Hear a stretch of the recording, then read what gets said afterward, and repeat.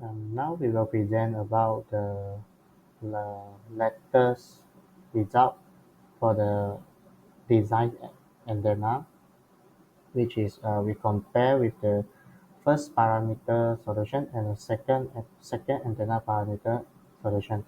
And last, we will present about the comparison between the simulation and the measurement. Assalamualaikum, my name is Nur Akila. So I will explain the comparison of without slot and with slot. To validate our design improvements, we perform a side-by-side comparison of the antenna as parameter, both with and without the inclusion of a slot.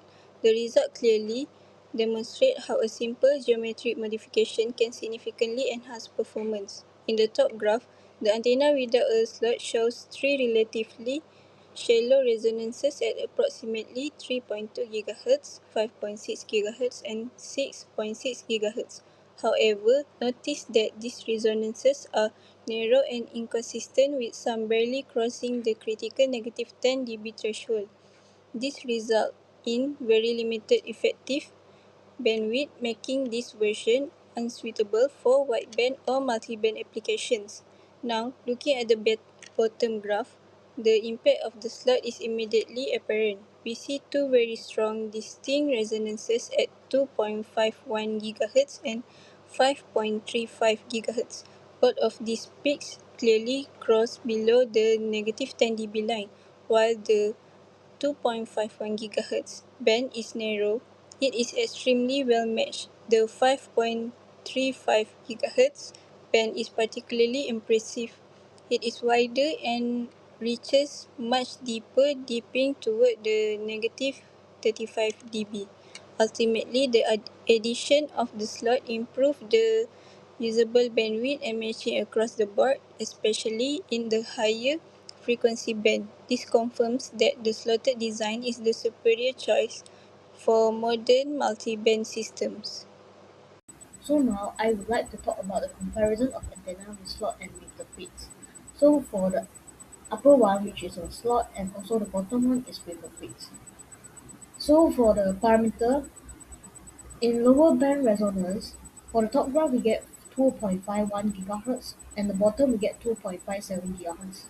For the return loss, we get 18 dB for top graph and also negative 33 dB for bottom graph, which is more better.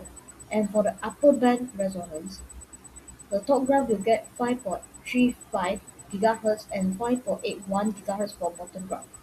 For the return loss, which is more high band, we get a more better, which is in top graph, which is negative 35 dB, while bottom graph is negative 21 dB.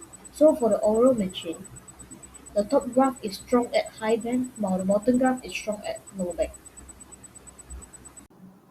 So now we're talking about the comparison of antenna in simulations and the measurement. So the comparison graph shows there are very close resonant frequencies between the simulation and measurement. So for the resonant frequency, the first resonant frequency in simulation is 2.6 GHz and measurement is almost 2.6, which is 2.59 GHz. But the return loss for the first resonant frequency is much more different. The simulation we get negative 32 dB and the measurement we will get negative 13.44 dB.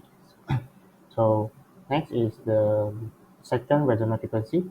The simulation we get 5.9 GHz and the measurement we get 5.83 GHz.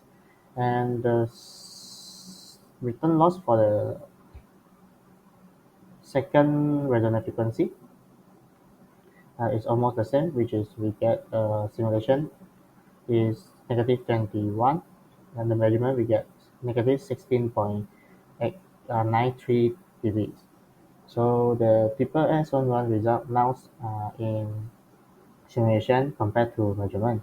Measurement shows we have higher return loss due to the practical factors like the the patch and the ground is not aligned and our ground is heavily affected due to the board we get. In conclusion, a rectangular microstrip patch antenna was successfully designed, simulated and fabricated for wireless communication systems.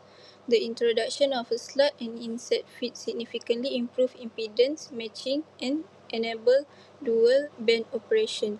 Simulation results show excellent return loss at the target frequencies. Fabricated antenna results closely match simulation with minor deviations due to practical factors. Measured S11 values remain below 10 dB, confirming acceptable antenna performance. The proposed antenna is compact, cost-effective and suitable for wireless applications.